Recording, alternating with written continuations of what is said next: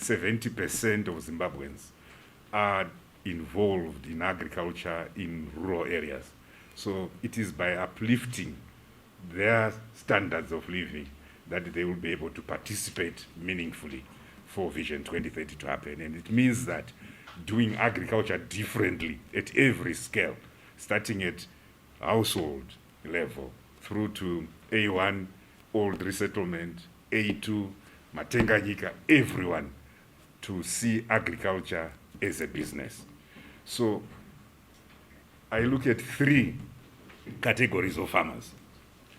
The first category is the 2.6 million rural households who must be transformed from subsistence farming to surplus-oriented farming.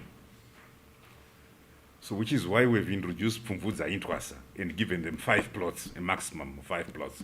The first plot perhaps for their subsistence, but then the remainder are already orienting them towards surplus-oriented farming. So they become economic participants and not economic spectators.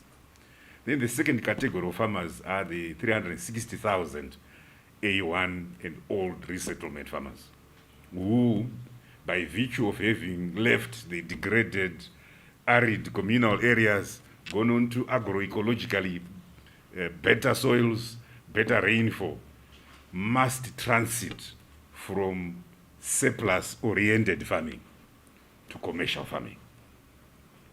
So they get this occasional surplus that they deliver to the GMB, but they are on 6-hectare plots, some are self-contained, so those must become commercial farmers on their 6 hectares or more.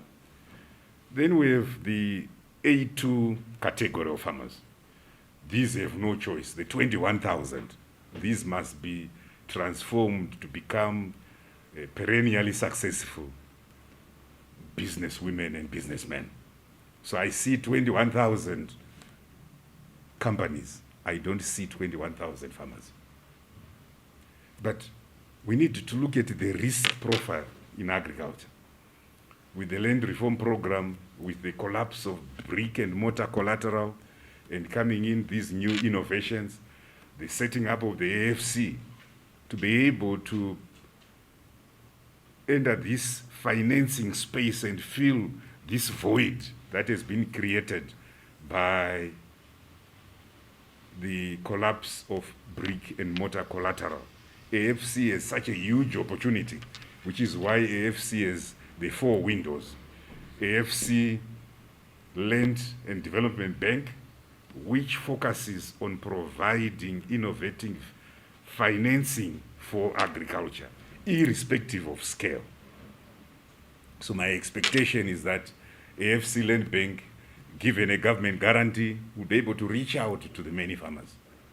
At this smallholder level, we are looking at 35,000 hectares coming from 35,000 villages, 1 hectare per village under the Presidential Rural Development Program.